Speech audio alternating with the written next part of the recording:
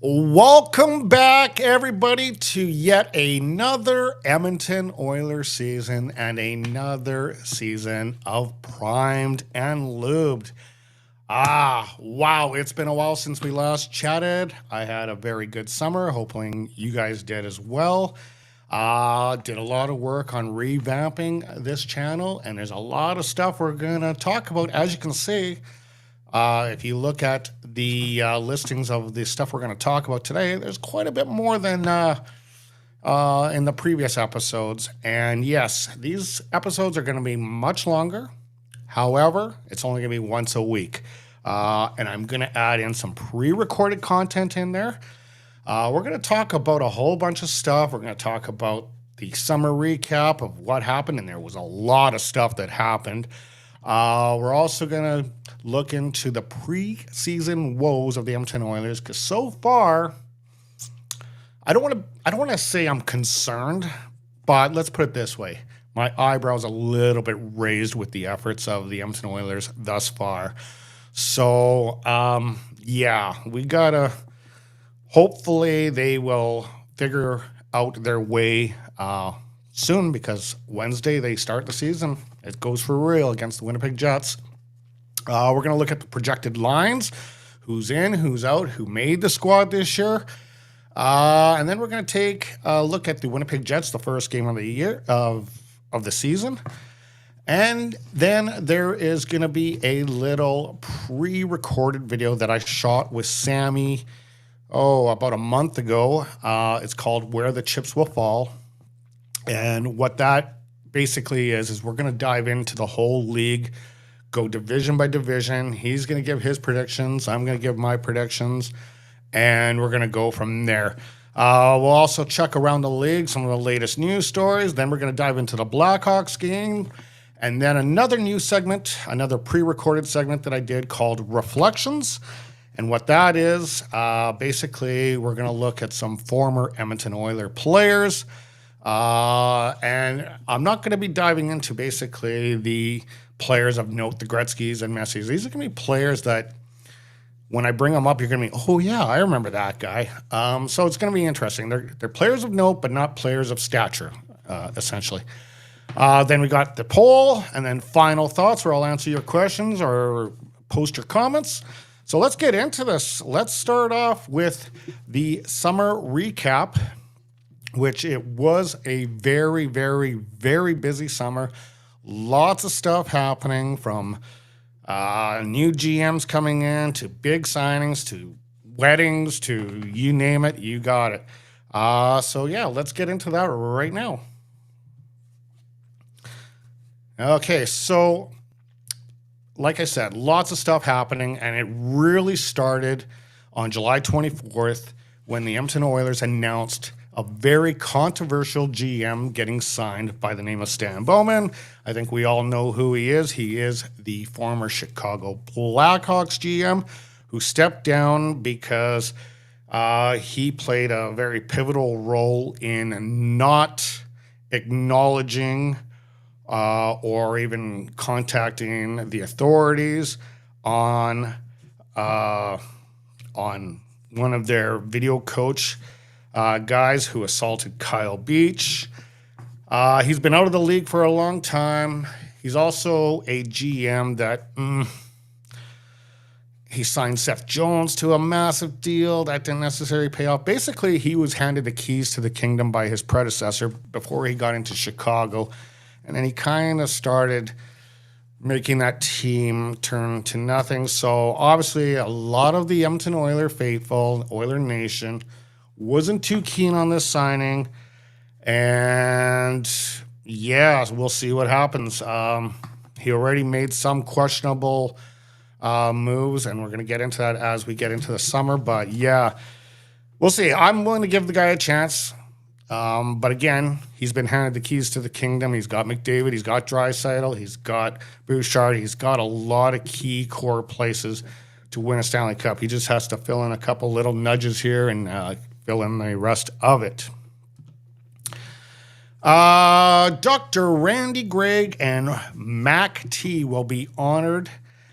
This was acknowledged on August 1st, but this acknowledgement to the Wall of Fame will happen against the Pittsburgh Penguins on October 25th, so later in the month. He's going to go up on the wall with the likes of Doug Weight, Lee Fogland, Ryan Smith, and so forth around the banner at Rogers Place. Mr. Connor McDavid tied the knot. Him and Lauren got married on August 13th, and I hear it went off pretty good. Quite the summer for Connor, as he had the lowest of lows, coming, 2 goals away from a Stanley Cup to marrying his amazing wife, Lauren. So that's quite a ride for him. So congratulations to Connor and Lauren. And hopefully Connor and Lauren can produce some baby McDavids that will be drafted by the Oilers, and will do the Edmonton Oilers faithful proud in 20 or 25 years from now. Okay. Then we got word from that the St. Louis Blues put out an offer sheet and really handcuffed the Edmonton Oilers with their cap situation on Philip Broberg and Dylan Holloway. It was, I had the notes on what exactly, I didn't write it down what exactly it was, but I do know I think it was 4.5 for Broberg and 2.2 for Holloway. I was a little disappointed about this. I was okay with Broberg leaving because Broberg has already on many occasions stated that he doesn't really want to be part of the organization, wanted to move on. And the cap hit that they were going to get was 4.5, and we need that money for other people that are going to be coming up for contracts in the near future. So yeah, I was kind of shocked by it, but it was hey, I got to give props to St. Louis for doing it, because it's in their playbook. They can do it, and they knew that they would have the Oilers really absolutely handcuffed, and I think that's the first time I've seen 2 players from one organization get hit with it. Then we thought, okay, maybe there's going to be something going. Maybe they are going to get either Broberg or Holloway, as they traded Cody Ceci to the San Jose Sharks for Emerson to relieve some cap space. And everyone in Edmonton's thinking, okay, well, and even the hockey analysts were thinking, yeah, it's likely that either Broberg or Holloway are going to get signed because they've moved some money out. However, this would not be the case, as Blues would acquire both Holloway and Broberg. And on August 20th, as the Oilers did not match the offer, so they will in return get some draft picks in the deal. Now, if I had it here, I don't have that here. But yeah, they will get some draft picks in return for that. I believe it's a third and a second, a third for Holloway and a second for Broberg. And basically the cap hit that they gave both the players is just under the limit from having to give up a second or a first. So yeah, they really just went right down to the penny. Then the big good news finally happened. A lot of questions were, is Leo going to get signed on September 3rd? He did re-sign with the Edmonton Oilers, a $112 million extension. This is a 8-year deal of, I believe it's $14 million per year, and a breath of fresh air for the Edmonton Oilers faithful, as this would be very, very huge for us. And a breath of fresh air, because what this probably likely means, I don't want to put any guarantees out there, but it probably means McDavid's probably going to stick around as well. So, yeah. So, very happy about it. The other transaction that did happen is on July 5th. Matthew Savoy was traded for Ryan McLeod to the Buffalo Sabres, and Tyler Tullio went part of that deal.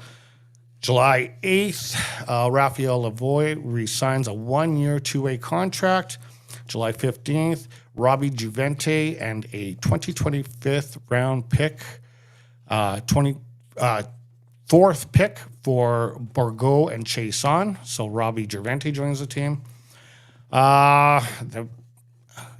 The real non-secret, Oscar Klefbom would retire on August the 9th.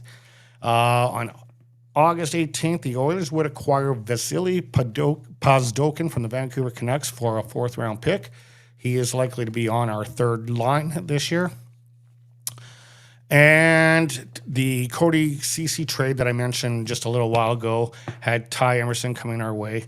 It was Ceci and a 25 third-round pick, and I think that 25 third-round pick is the one that we acquired from St. Louis. So there you have it. That's the events of the summer. Lots of stuff happening, and we'll see what happens going forward. Where are we now? We're going to do the preseason woes. I don't know about you guys, but I have to admit, I'm a little concerned. I don't want to get over concerned because we saw last year what they were able to pull off, but I hope the Oilers don't go down that road again and start off on a shitty month and a half of hockey where they're chasing. And we want to see this team, when it comes to, first of all, we want to see the team obviously make the playoffs. Second of all, we want to see them have more than one series of a home ice advantage, as the only home ice advantage series they had was against the LA Kings. The Dallas series, the Vancouver series, and the Florida series, they were all, they didn't have home ice for it. So we want to see a much better effort out of that. I'm hoping the Oilers will play better. But let's go through the preseason woes of what has been going on here. Okay, so I added in the Young Guns tournament too. So I'm basically adding in everything. But basically, if you include the Young Guns in the preseason, the Oilers' record was 2-7-1, which I wonder if that's correct. But anyway, we'll start off with the Young Guns, as they lost all 3 of those games, clean sweep. Game 1, it was a 2-0 win for the Canucks. Game 2, it was a 3-1 win for the Calgary Flames. Game 3, it was a 2-0 win for the Winnipeg Jets. Again, these are all the prospects, but still, the other team is playing with their prospects too. So it gives us an idea of how far down the road we're looking at to seeing these guys develop into really legit NHL players. And we're probably talking 3 to 5 years for these guys. In the preseason, again, a lot of developmental players were playing in this.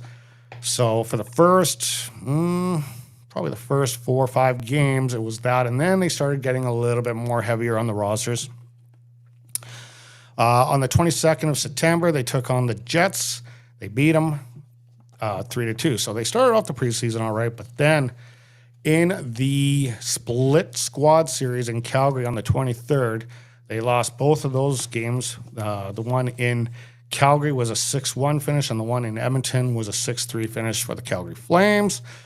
The Oilers would then take on the Winnipeg Jets, losing 6-1 there. And that's when I'm thinking, oh, man, like, what's going on? And I think they had a pretty good roster for that game, too. But I know Winnipeg also had a good roster, too. But still. Or maybe the Oilers had half the roster, and maybe that's why I wasn't concerned. I can't quite remember. The Kraken was definitely something that concerned me a little bit, as the Kraken would beat them, or no, the Oilers would beat the Kraken 5-4, and then, or 5-3.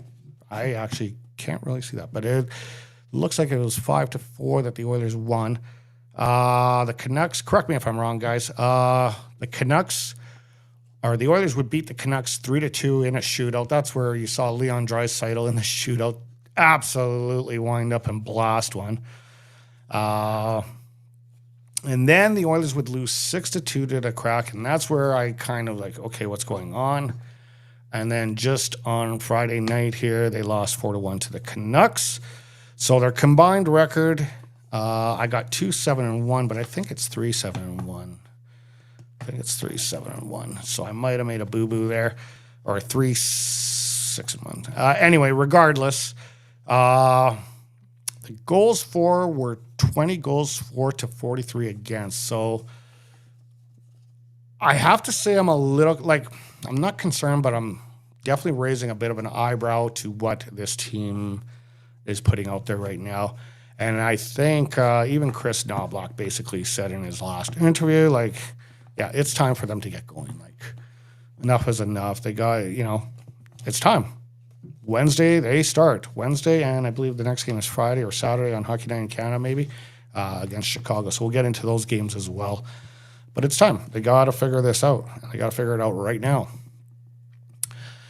Okay, guys. We're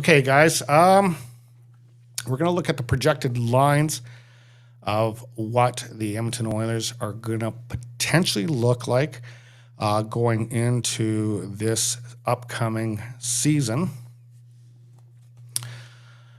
And we're going to start with the offense. So it looks like the offense is going to have Ryan Nugent-Hopkins, David Hyman. Then you're going to have Skinner with Draisaitl and Arvidsson, and Janmark, Henrique, and Brown. So you got a pretty good first three lines. This is where it gets a little bit questionable on the fourth line, as Podolsky is likely to play the wing. The question is, did Noah Phillip do enough to take Derek Ryan's spot away? Derek Ryan currently is on a day-to-day dealing with something, but he might be back for the lineup. So I'm not sure exactly who's going to be in the lineup that night, but Noah Phillip has definitely raised some eyebrows and is definitely looking like a player that we may end up putting on that fourth line. And then Corey Perry. When it comes to your pairings of defense, you got Ekholm Bouchard, of course. Nurse is going to be with Emerson, Kulik with Stetcher. You're going to have Skinner and Picard playing in net for you. And, of course, as I mentioned, a couple injuries. Evander Kane, and I'm wearing his jersey right now. That's why I decided I would wear it. He's out until 2025. He will not be back. He did have successful surgery on several things that were bothering him, as he mentioned in his interview, from sports hernia to torn this, torn that. There was a lot going on with Evander Kane when it came down to it. And yeah, it wasn't pretty. Derek Ryan is listed as day to day. Okay. I'm a little bit nervous doing this. This is my first episode in a long time. By the way, guys, something I just got into and I started watching, and I'm highly recommend you guys watch it. ESPN has a new series called Inside the NHL. I'm right now midway through the third episode, and I haven't even got to the Edmonton Oilers. Now, a lot of you guys may have saw on YouTube where Connor McDavid absolutely loses his shit in the locker room after game 2. And if you do remember, they lost that first 3 games, and we thought, they're done. Like, they're going to get swept here. They end up pulling off the next 3 wins, taking it to game 7, where they did eventually succumb to the end. But there's more to this series than just what you saw with McDavid. Like, if you're like, I'm an Edmonton Oilers fan, 100%, but I'm also a hockey fan. And if you're a hockey fan, this is an absolute must watch. As it is thoroughly enjoyed. Anyway, that's getting way off track.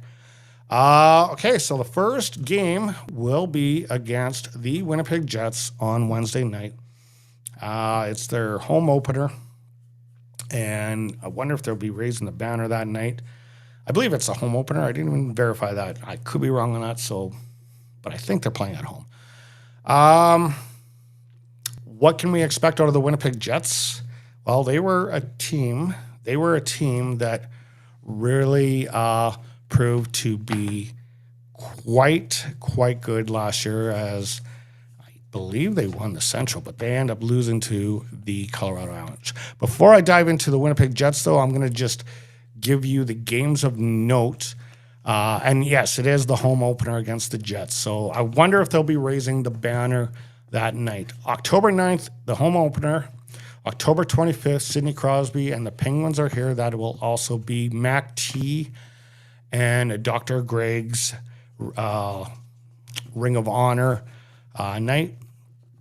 On the 14th, tough for me to say this, Stamkos and the Predators are going to be in town. And on New Year's Eve, the Utah Hockey Club. I still don't like calling them Utah Hockey Club. They had all that time. They could have branded their name and got a logo and all that. I don't know how the NHL let that happen.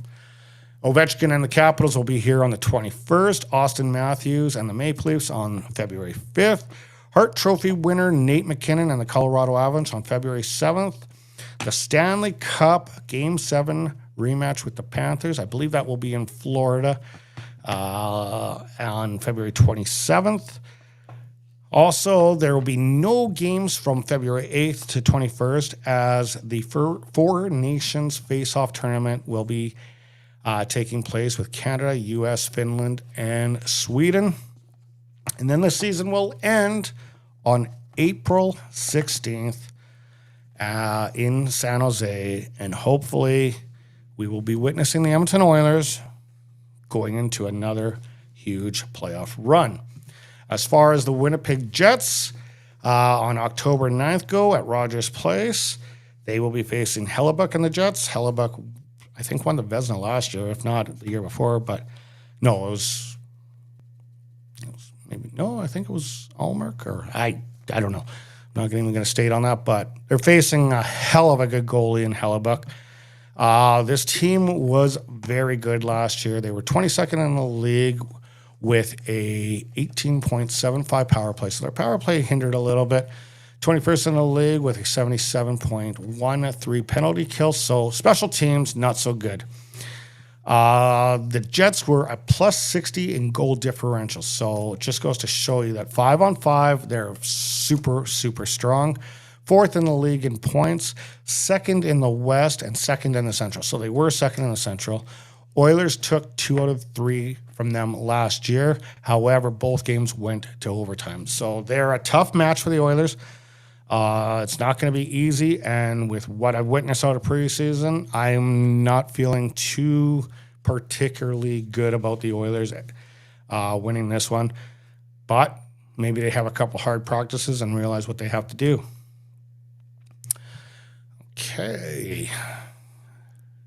Okay, guys. So we're going to go into the very first pre-recorded segment of this year. This is a video that I shot with Sammy, about a month ago, a little over a month ago.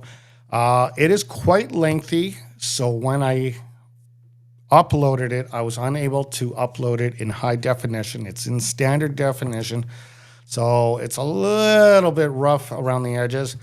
But we get into a really, really good discussion. So without further ado, here is Where the Chips Will Fall. Welcome back, guys. And yes, it's that time of year where me and Sammy get together. We predict the outcome of each division. We try to predict the outcome of each division. And we try to rank exactly how each team in each division is going to fare off and face off in the 24-25 NHL season. We didn't do very good last year, so we are definitely not NHL clairvoyants by any means. But, again, without further ado, I got to bring in Sammy into the fold. Sammy, how the hell are you, buddy? I'm doing good.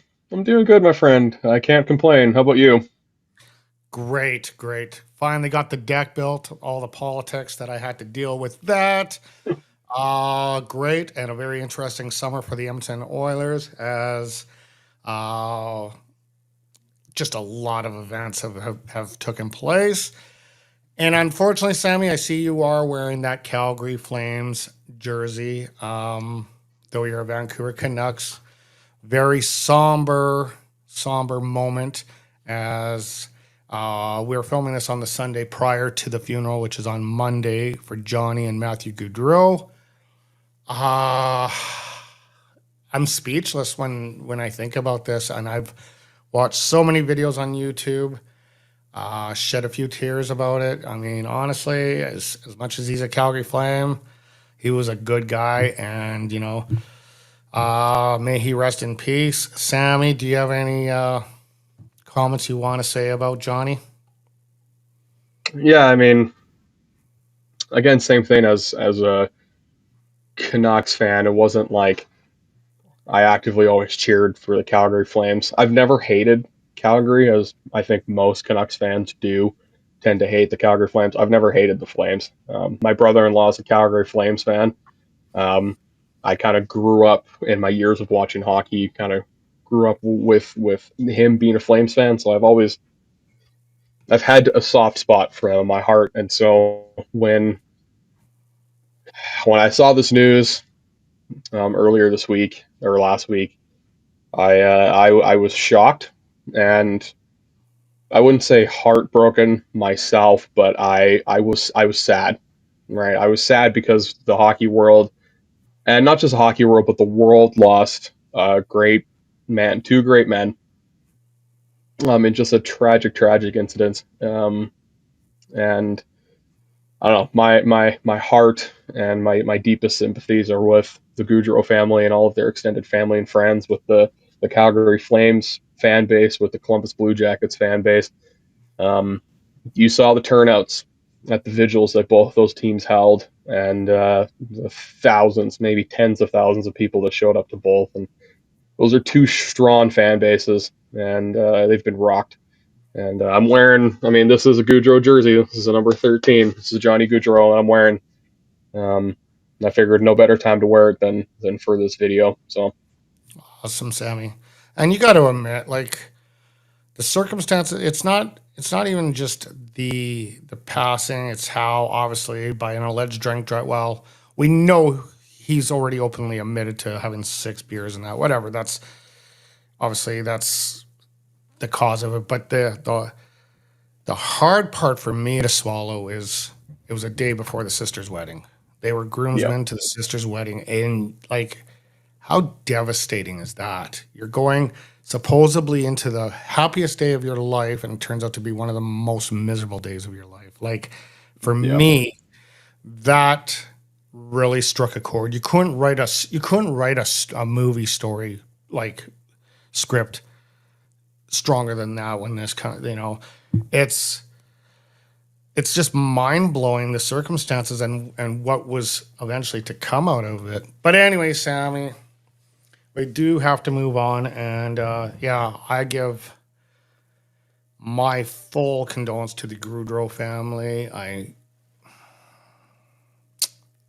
there's nothing you can say though. There's nothing you can say, you know, that'll make it yeah. better.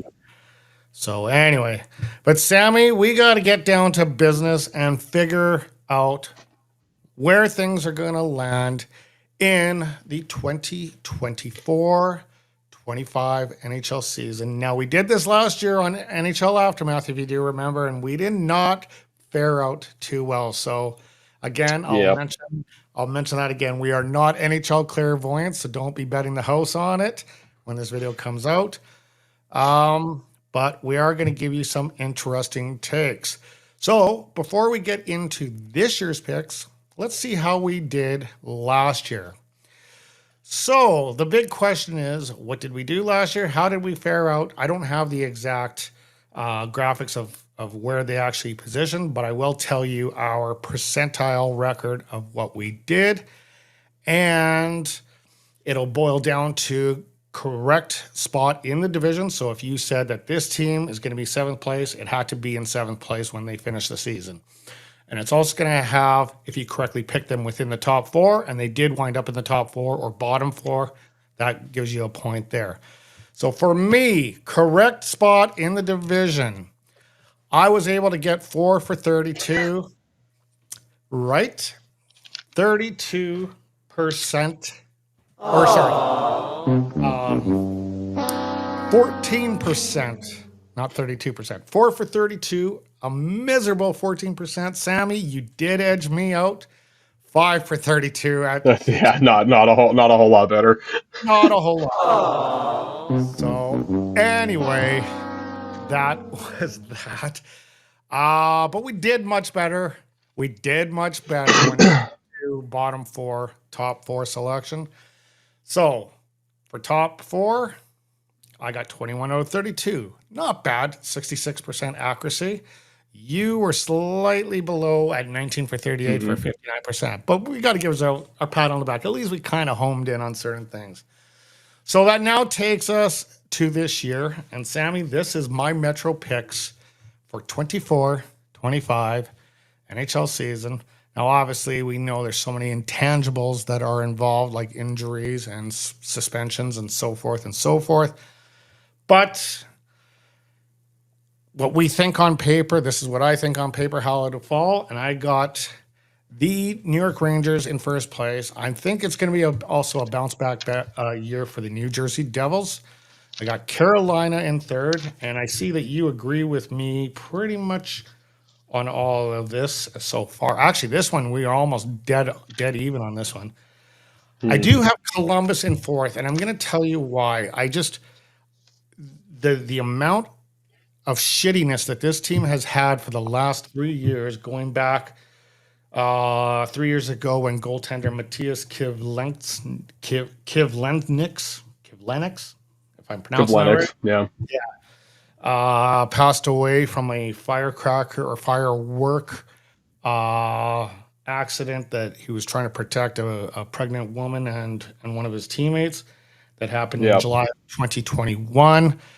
Then we go into the Babcock thing that happened last year, and then of course Johnny Gaudreau this year.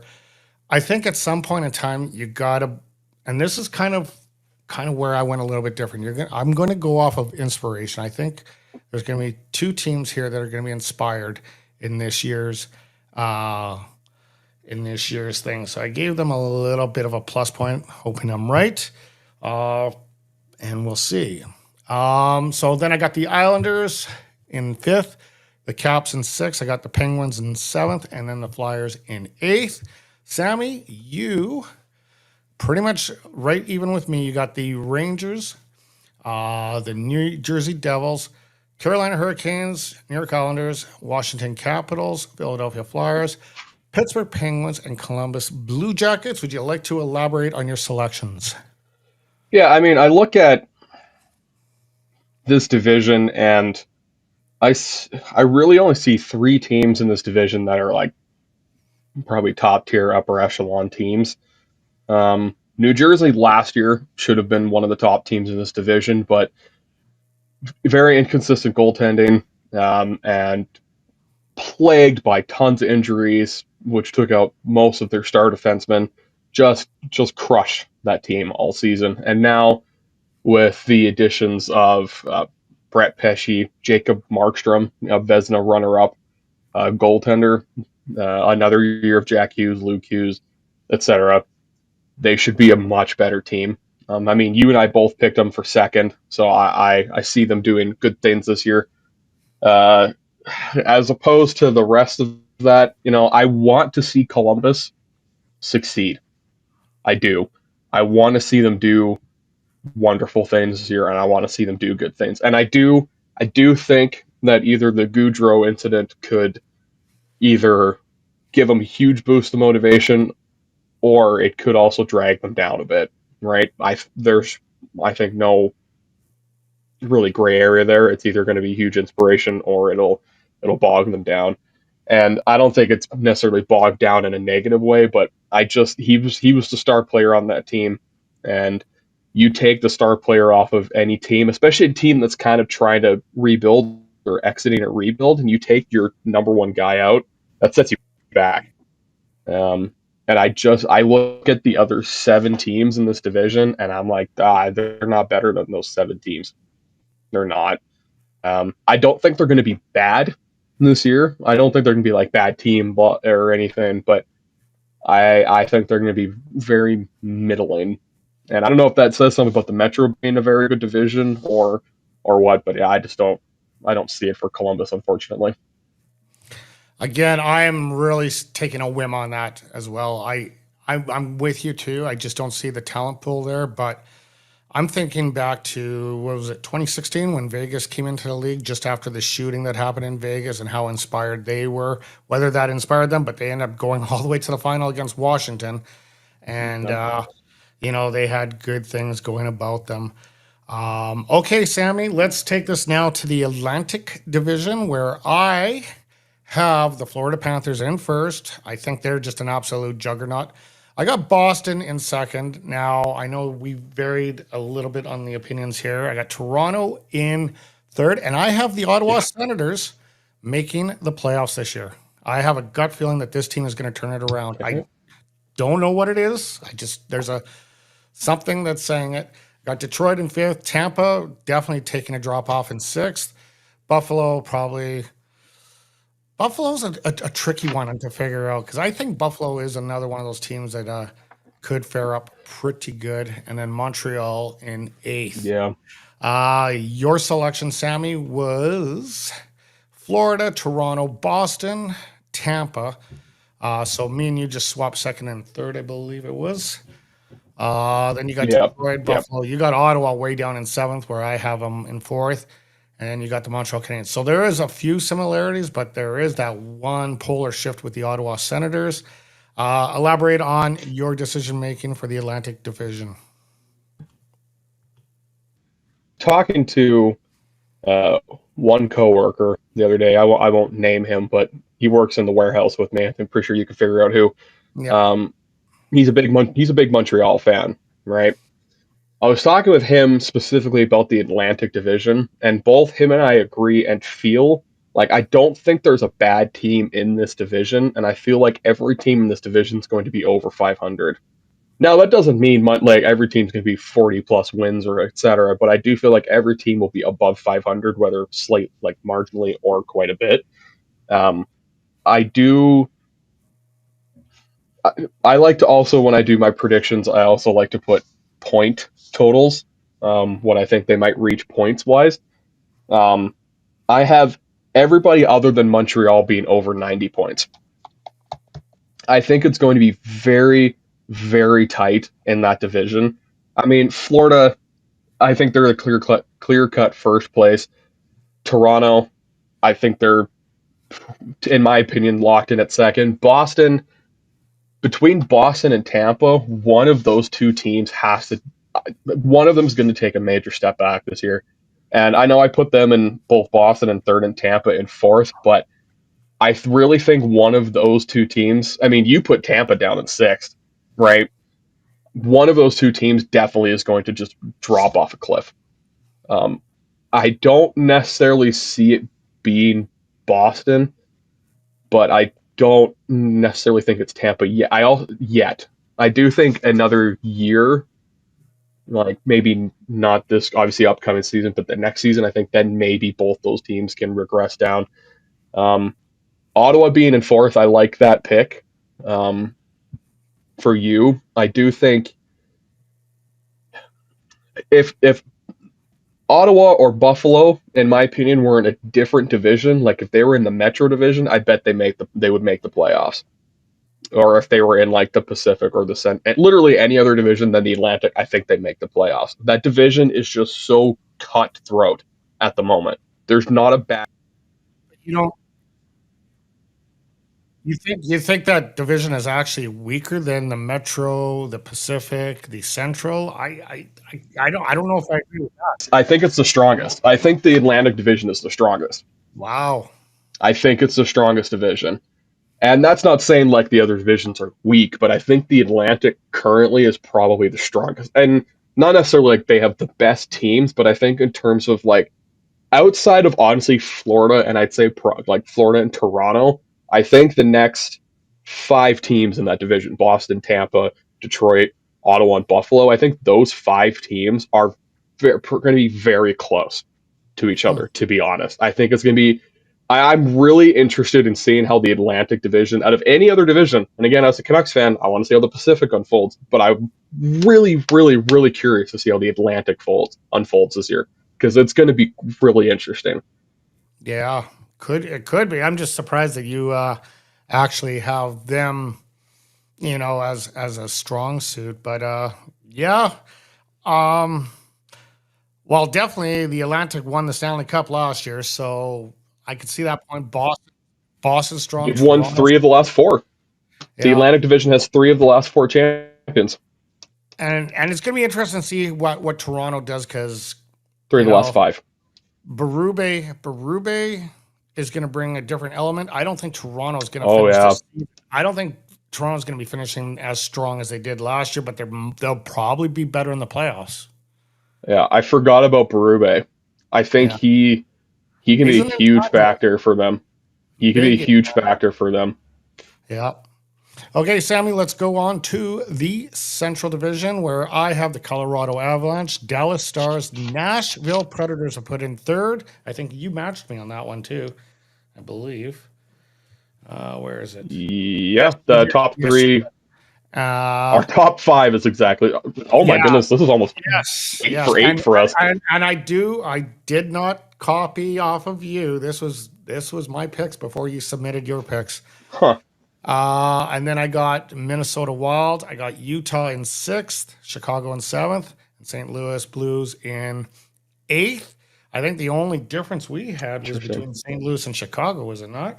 Is that what I got? Yeah, yeah, St. Louis and yeah, Chicago, the only one is we look at your picks here: Colorado, Dallas, Nashville, Winnipeg, and yeah. So I think we're in the same train of thought on this one.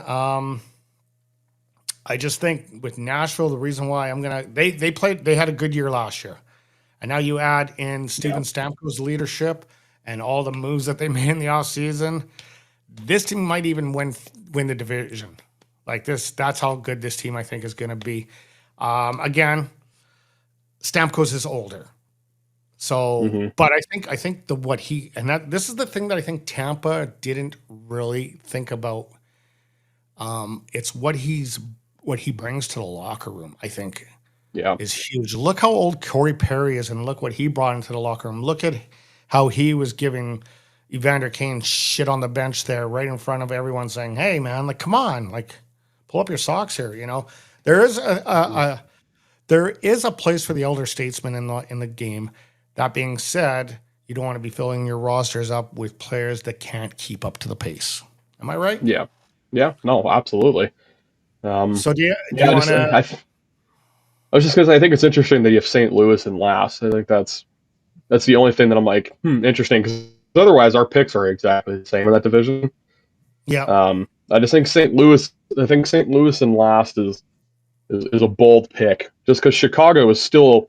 I think they are marginally better than they are last year, but I still think they're a terrible team.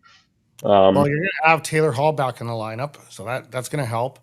but how Um, long is he going to remain healthy for? How long does he remain healthy for? true, true, I don't. true.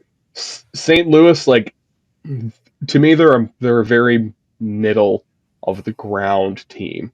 Yeah, Like, they're not going to be terrible this year. yeah. I have them around upper 80 points to like maybe 90, somewhere around there, like 85 to 90 points.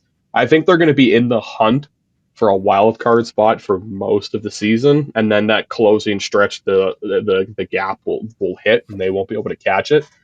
But Where I look at is I think Drew Bannister, his coaching record is he's still, you know, I think it's Drew Bannister that's the coach of the St. Louis Blues, correct? I'm not actually sure. I I'm don't pretty sure remember. it's Drew Bannister because he used to be an ex-Oiler as well, and I think it was his inaugural year as a coach last year. So I just think I think on a team that isn't necessarily loaded with talent. Oh wait, they have talent now. They got Broberg and Holloway now, so they have talent. Yeah, Um, anyway, I don't. I don't that's think that that's Broberg just and Holloway. a thought, but anyway, I don't think Broberg and Holloway are obviously enough to push them up and no, into a playoff spot, I but I see do that think there that they are is enough. They very are enough. They are enough to separate them away from the Chicago Blackhawks. That is yeah, for sure, and they're enough to keep them separated. Um, I do. I am interested to see how Utah performs this year, and that roster performs now that they aren't under the shadow of Alex Meruelo and the yeah. label of the Arizona Coyotes. Now that they're a new franchise, I'm Plus, very interested to see how they perform plus, being out of Salt Lake City. plus playing in a building. I don't know what their venue size is. Somewhere between 16 and 20,000 though. Instead of Um, the for For basketball, the Utah Jazz fits about 18,000, I think. But for hockey, I think they're around 11,000 currently, but they are upgrading that arena. Oh wow, that's it. Ryan Smith is Ryan currently, but Ryan Smith is majorly renovating that arena so that in the next couple years, and I think in time for the 2027 28 season or something like that, he'll have it upgraded so that hockey fits So to you're saying 18,000. you're saying you're, The reason it's so little is because that arena was built for basketball, right? So the mm, sight lines are built for basketball, so the arena is a little shorter, okay. right, and skinnier than a standard NHL sized arena, right? Yeah. So it's not built for ice hockey, and so when you put in an NHL rink in there, you have to. It was like the Barclays Center that the New York Islanders played out of, where you had to sit back a bunch of seats, like thousands of seats back, to be able to actually fit the arena in there, Yeah, but not. and Are fit you the saying it's boards. you're saying it's a 7,000 seat difference from? 11. Well, yeah. Oh, yeah. You It said is. 11 to 18, right? So that's a I think. 7,000. Well, let me look That's up. Let's see. quite a jump off. Like that's 7,000 courtside seats. I don't think so, man. That's a lot. Well, I'm googling it right now. I'm googling it Okay. right now. All right. All right. Um, let's I see. The just Delta Center. Come on, computer, load. Delta Center in Utah. For basketball, it fits 18,306. okay.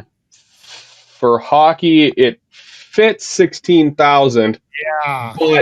but 12,000 are unobstructed. So Oh, okay. there's 4,200 seats where you don't have a good sight line, is what it That is. makes a lot more Right. sense So to there's me. there's 12,000 Yeah. like actual seats, Okay. like proper seats with good sight lines, but Gotcha. there's around 16,000 where you're going to kind of be sitting over the ice, is what it is, I I guess. gotcha. I gotcha. That's All what right.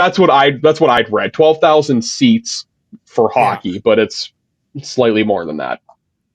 Okay, Sammy, let's dive right into the Pacific Division where we vary quite a bit. Last year, we were pretty much dead bang on it. This year, we're very, very, very, very different. As Really? as I have the Edmonton Oilers in first, Vancouver in second. I got Calgary in third again. Oh, interesting. Going off that inspiration thing. I think when the team went there for the candlelight vigil and that, how do you not get inspired when you're Nazem Yeah. Kadri and you're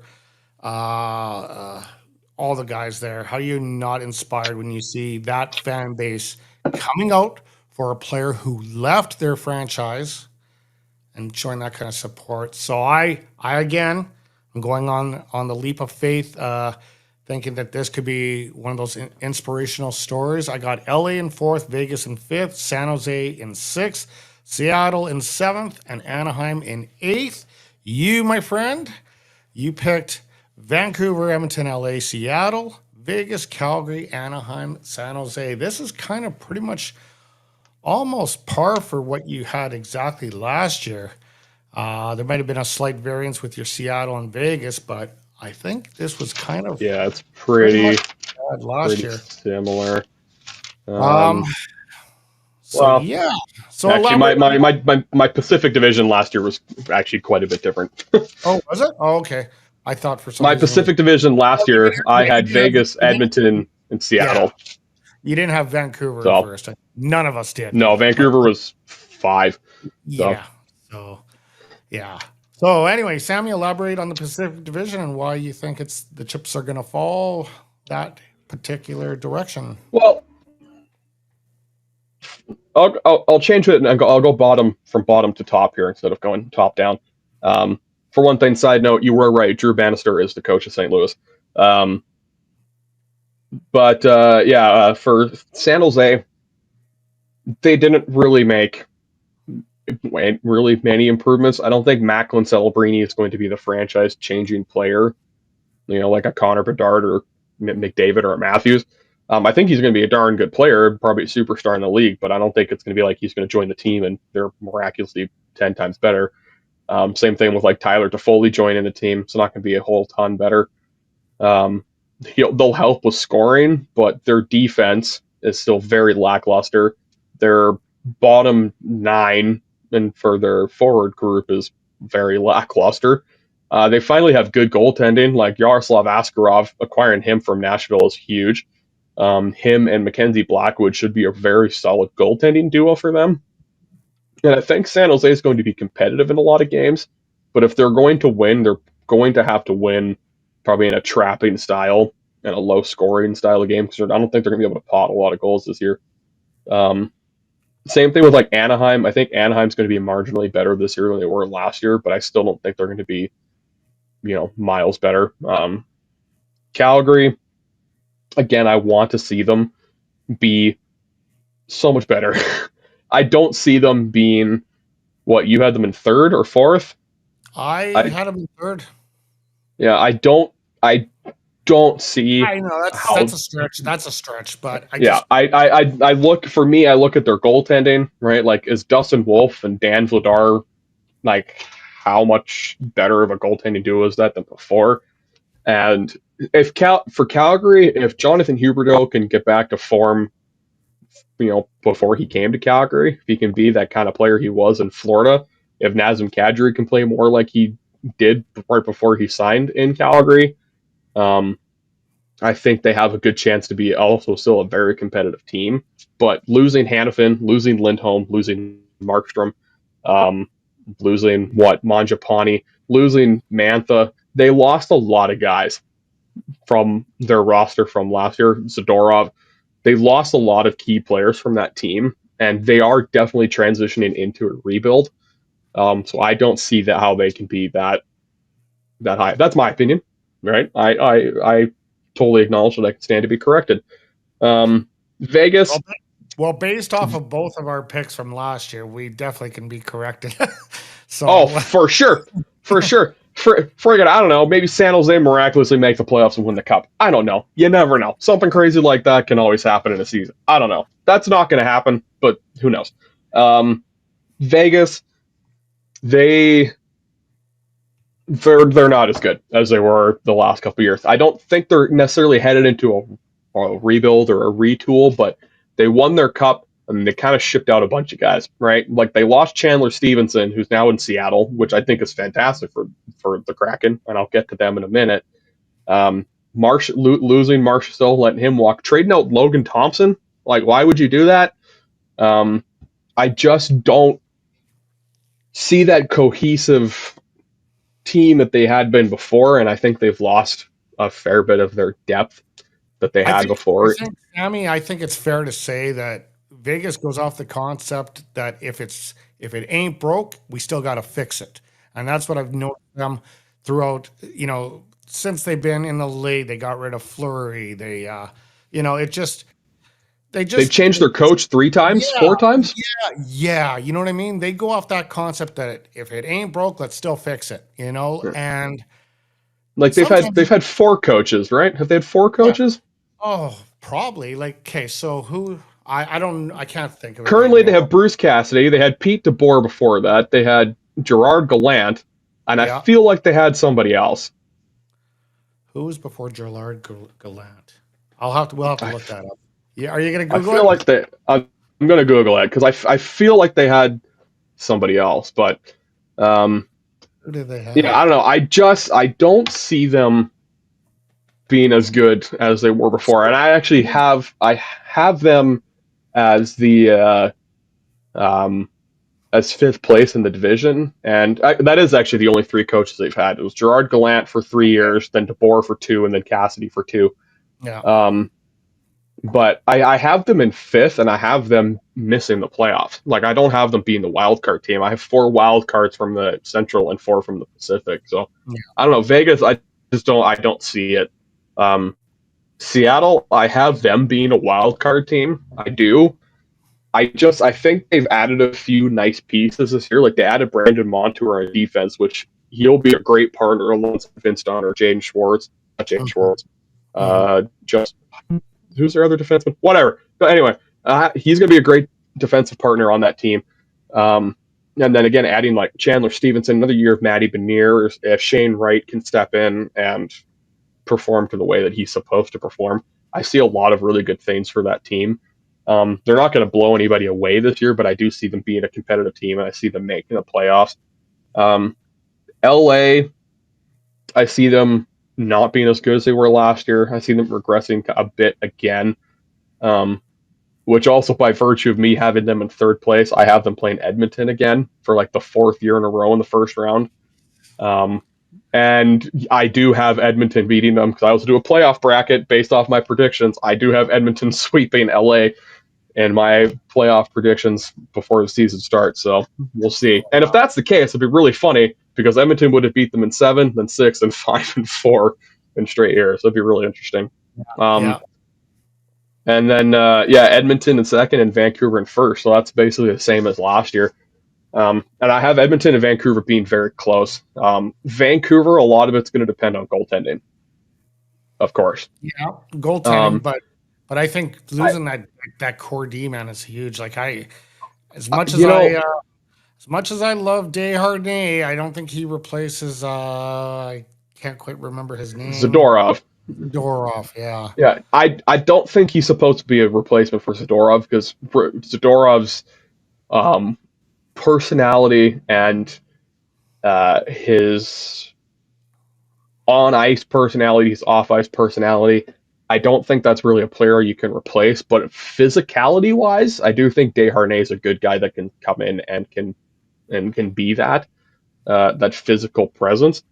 I look at some of the other additions Vancouver made in their forward core. Like I like the addition of Jake DeBrusk, and he's much cheaper than Lindholm would have been re-signing. I like DeBrusk, and I think he's a speedy player. He's a physical player, and if he plays alongside Pettersson, I think he could have a career year with Pettersson. I think that's a great duo there. I like the additions of Daniel Sprong, Danton Heinen. Now I can't remember who we added on Derek Forbort on defense.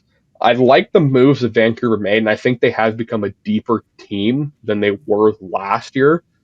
Not necessarily a more skilled team, but I think depth-wise, I think they've become a better team, and I think they'll be a little harder to play against than they were last year. But goaltending-wise, if Demko's ready to go from game 1 of the season, and he can play a whole season, then the Canucks can be a scary team this year.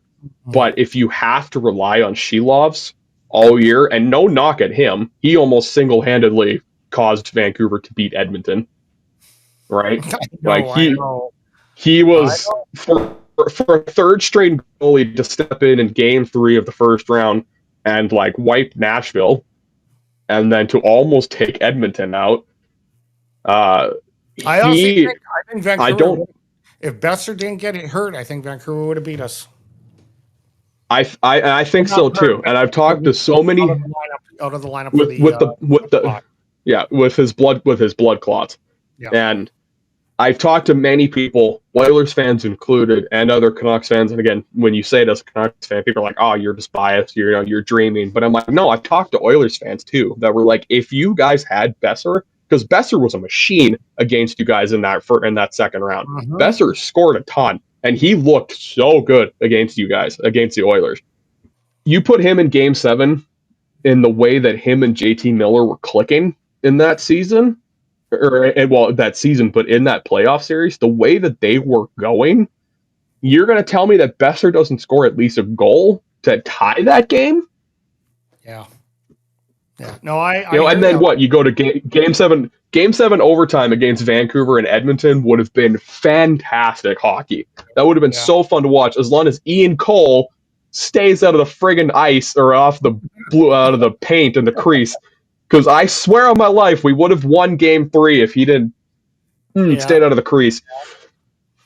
Because he scored. Yeah. He won that game for you. He took a beautiful pass off Bouchard. He directed it perfectly into the net. Yeah. So. Yeah.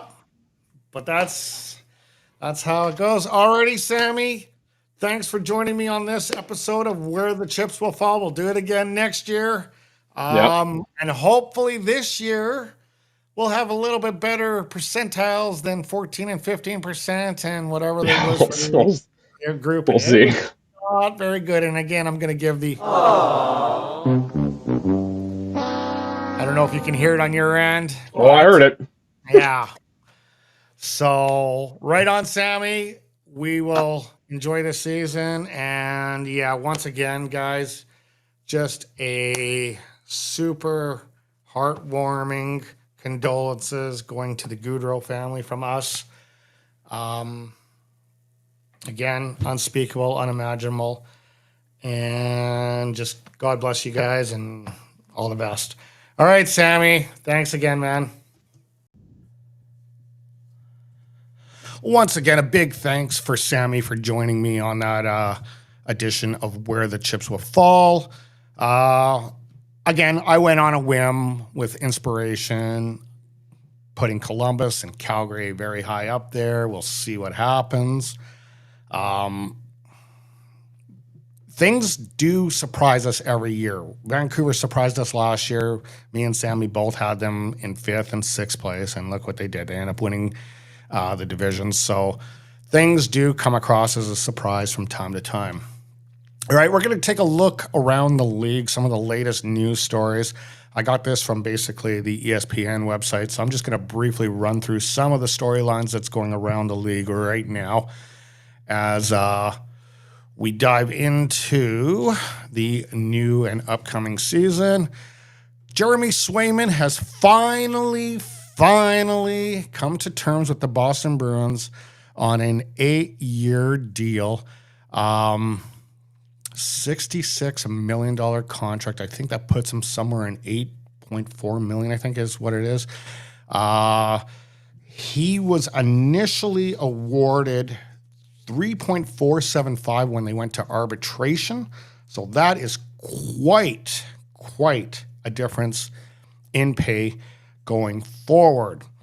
Red Wings goalie and former Edmonton Oilers goalie Jack Campbell has entered the NHLPA assistance program. Now, guys, I don't want you guys labeling Jack Campbell in any way here because I read up what the assistance program deals with. It deals with, yes, it does deal with the alcohol. It does deal with drug abuse, but it also deals with mental health, sleeping disorders, gambling problems. So there's a lot of stuff that it could be. So let's not go out there and label him as a drug addict or an alcoholic or whatever. Let's be fair. Let him hopefully get better. That's the most important thing. I personally think it's probably some mental health issues because he struggled behind the pipes in Edmonton. USA Hockey is going to honor the Goudreau brothers with a decal on the helmet. Now, I imagine they will be wearing that decal at the Four Nations tournament later this year, which is a huge thing for them to do and a good thing to do. And again, very tragic story behind that. The Devils and I believe it was the Devils and Sabres. They already started the regular season, sweeping the Sabres 4-1 and 3-1. Paul Cotter looking really good for the Devils. And the Canadians, Patrick Laine will miss 2 to 3 months with a sprained knee. Now, when I saw this injury, I thought MCL, ACL, I'm talking a total knee blowout because his knee kind of flexed really funny on it. I was actually quite shocked to see that that it was just a sprain, but it's a very significant sprain because he's still going to be out for quite some time rehabbing that injury. So just a couple of the storylines happening to go on around the league as we get closer and closer to the regular season for the Edmonton Oilers. Wednesday night against the Winnipeg Jets. Home opener. I'm very curious to see if they're going to be raising the banner that night. And we'll see.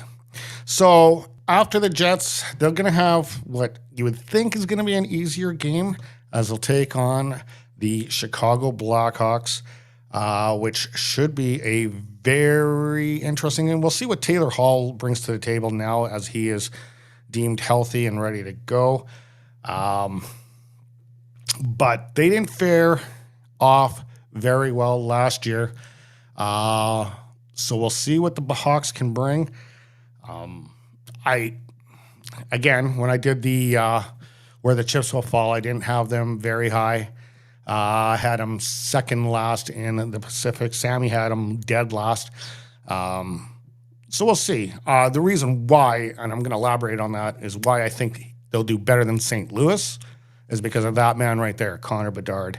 I think he's going to have a pretty good sophomore year, and we'll see what happens. Anyway, last year, not such a good run for them. 28th in the league with a 16.6 power play, 27th in the league with a 75.8 penalty kill. The Hawks were 111 goals differential, minus 111 goal differential in 23-24. So that's ugly. That's super ugly. You need a lot more Connor Bedards to get you out of that hole. 31st in the league in points, 15th in the West, 8th in the Central. Oilers swept them 3 games last season. So I'm thinking this should be an easy win for the Oilers, but again, there's no such thing as easy wins in the NHL. All right, where are we going now with this? All right, so we are going to go into the second pre-recorded piece.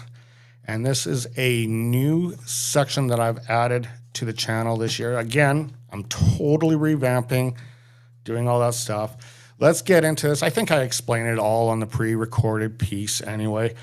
This is a video called Reflections. And basically what it is we look into players of yesteryear, not the notable ones, but I explain it. So let's get into it. Guys, as I promised you way back in July when I decided to revamp the channel, rebrand the channel to a weekly schedule, that I was going to add additional content.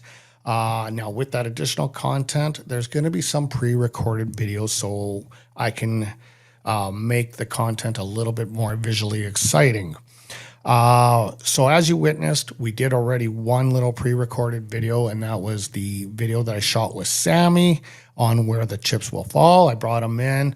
We added in some of the graphics on Johnny Gaudreau and on the Columbus Arena. That's kind of what I'm going to be doing on most of my pre-recorded stuff. So this is a new segment called Reflections. What Reflections is, it's just that. We're going to take a player from Edmonton Oilers history that spent either 1, 2, 5, maybe 10 years with the organization, maybe left on good terms, bad terms, maybe retired, whatnot. But a player that is of note, but not of stature, of amazing stature. I'm not going to do one on Wayne Gretzky. I'm not going to do one on Mark Messier. Everyone knows their storyline. There's no need for me to rehash that. But I'm going to take a player that a lot of you guys would be, oh, yeah, I remember that guy. And we're going to just kind of look at what they did, or he did, as an Edmonton Oiler, and what he was able to establish throughout his career, how his career came to an end, and so forth and so forth. The first reflection that I want to do is on a player that the Edmonton Oilers drafted in 1993. So some of you guys may not have been even born on this player. He was drafted from the Oshawa Generals, 7th overall, and I'm talking about Jason Arnott. He was an Edmonton Oiler from 93-94 to the 97-98 season, where he was eventually traded to the Jersey Devils, which we'll get into. Again, he was drafted 7th overall in 93, which means the Edmonton Oilers in the 92-93 season didn't have a very successful season for him to be a top 10 draft pick.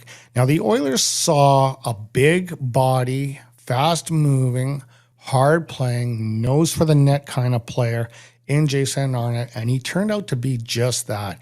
He was a guy that wore his heart on his sleeve as an Oiler.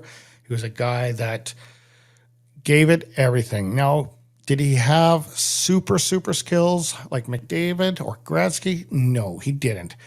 But he played the game hard, which would eventually lead to his retirement, and we'll get into that shortly. As an Edmonton Oiler, he would tally in 286 games, 100 goals, 139 assists for 239 points, and 489 penalty minutes. As far as career-wise goes, he would end his career with 1,244 games, 417 goals, 521 assists for a total of 938 points and 1,242 penalty minutes. He would also have 122 playoff games, 32 goals, 41 assists, 73 total points, and 76 points. And if you do recall, one of those goals in the playoffs was a remarkably memorable goal, and we'll get into that. And again, everything we're getting into, we're leading into the story of Jason Arnott. But he was a good player, and he would eventually get traded to the New Jersey Devils with Brian Muir on January 4th, 1998, in exchange for Bill Guerin and Valery Zelepukin. Now, I kind of knew who Valery Zelepukin was because me and my nephew would play NHL 94, I think it was at that time, or 96 or whatever it was. And my nephew would always use the New Jersey Devils and would always whoop my butt with Valery Zelepukin scoring most of his goals. So I kind of knew him just from the video game. So back then I kind of like, oh yeah, I know who that guy is. I didn't really know much about Bill Guerin, but Bill Guerin turned out to be the more prominent piece in that deal, as him and Doug Weight made a lot of history together as the Edmonton Oilers. And maybe one day I will do a reflections piece on Bill Guerin. But yeah, I was upset when this trade did happen because I knew that Jason Arnott was a good player. I knew he brought a lot to the table, and that he had a nose for the net, and he played the game hard. He wore his heart on his sleeve. He would play for, I believe, 6 teams throughout his career: the Oilers, Jersey Devils, Dallas, Nashville, Washington, St. Louis, and then a second stint with Jersey. But yeah, he was a good player for the time that he did play. As a member of the New Jersey Devils, he would be on a line called the A line with Patrick Elias and Peter Sikora. He would lead the team to the 2000 Stanley Cup championship, scoring the game-winning, cup-winning goal at 8:20 of double overtime in Game 6 against the Dallas Stars. Now, I remember that goal very clearly as he was skating down the left flank, and just would whistle one, and I was like, holy cow, it went in, we won the cup. So it was a big freak out, obviously. And I remember how I felt. I'm like, man, Jason Arnott, our boy, our guy that used to be an Oiler, just won the Stanley Cup with a different team. And it was a bittersweet because it was against Dallas too, and I hated Dallas because Dallas were always kicking our asses. But yeah. But then you get over it, and then you actually feel very good for the guy. He's like, he deserved it. He wasn't going to get it as an Oiler during that time, that's for sure. So I was very happy with it. On March 9th, he would also make another statement point with the Edmonton Oilers organization, as he would get his 900th career point against the Edmonton Oilers that drafted him in a 5-0 shootout. Now that's March 11th. He would have been a returning member of the Jersey Devils at that time when that happened, as he would go on to Dallas, Nashville, and then back to Jersey before ending his career with Washington and St. Louis. So yeah, he would make a statement, getting his 900th career goal against the team that drafted him. And then on November 5th, 2013, he would announce his retirement from the NHL after 18 seasons in the NHL. A lot of it was medically related. He had to leave the game because his concussions were getting to a point that maybe the doctors were saying, hey, 1, maybe 2 more concussions, and you may have, permanent ailments for the rest of your life. And, I know hockey's important to these guys, but life is, you got to take the big picture into hand. So after that, he was hired in October of 2014 as a part-time scout for the St. Louis Blues. I don't know if he still is that part-time scout or if he had a hand in helping the St. Louis Blues get Broberg and Holloway, but if he did, he might have put another dagger in our hearts. But I'll still love Jason Arnett no matter what. He was a good, hard-nosed player. And I do miss him. I miss the way he played and how hard he played, but he was good. So next week I'll be doing it on I better leave it a secret. I was going to tell you what position the next week one will be, but I'm going to leave it a secret. I don't want you guys to start playing guessing games, so I'm going to leave it at that. Anyway, that's the new segment, Reflections. I hope you enjoy it. Leave comments at the end of this episode or at the comment section below if you like it, or if there's players that you would like me to maybe consider on Reflections. But anyway, guys, that's all I got. All right. Again, guys, just another piece that I've added to the puzzle of the channel this year. Just trying to give you guys additional content. Again, more than likely, this is the inaugural episode, so I really wanted to go off with a boom, but more than likely, they're going to be about hour-long episodes, week to week, between half hour to an hour anyway. I'm going to try to shoot for about an hour. Because we will have to talk about the post-game stuff from the games of the week. So I'll be talking next week. I'll be talking about the Chicago and Winnipeg games, and then bringing up whatever games are that week. So, guys, now it really boils down to where do the Oilers go from here? Where do the Oilers go from here? Are they a legit team? What have we seen in the preseason? Have we seen some good stuff? So that is basically my poll question for you guys. And that is, how well the Edmonton Oilers fare up in the 24-25 season. You can scan that QR code, and it'll take you to a direct link to my community page where you can vote. I will reveal the votes and the results next week with another poll question. So I urge you guys to give me your vote. Let's see where the Oil Nation really feels about this team and what they'll do. So one of the ones I did in the off season there was, as interim GM, what has been your favorite move that Jeff Jackson has done? 25% of you guys said signing of Victor Arvidsson. 50% of you guys say re-signing Adam Henrik.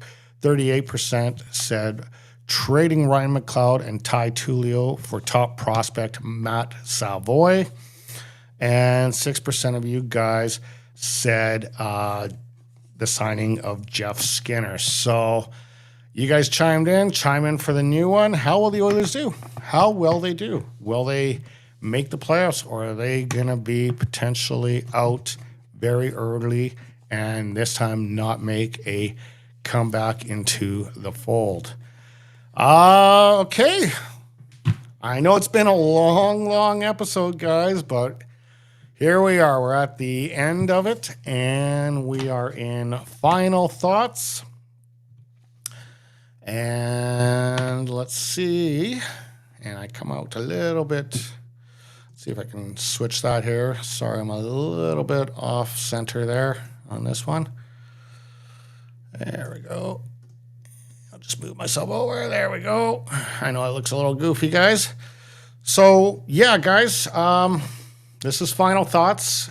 This is where I will answer your questions at the end of an episode. I will also display your comments if you guys have anything to say, or again, if you want me to bring in certain content for Reflections, certain players that you would like me to see do it on. Again, I won't be doing it on very notable players like the Wayne Gretzky's, Mark Messier's, anyone that has had their jersey retired is not going to be one that I do it on. It's going to be those, oh yeah, I remember that guy. But other than that, feel free to put your comments in of what you thought of this episode. I know it was a little bit of a long one. I'm going to have to do some editing tonight and knock off that timer at the beginning once it's fully uploaded to YouTube. But yeah, I think I am out of here. And we will see you next week with another piece of reflections and some more content. I hope you enjoyed it. I will talk to you next week, guys. You have a great week.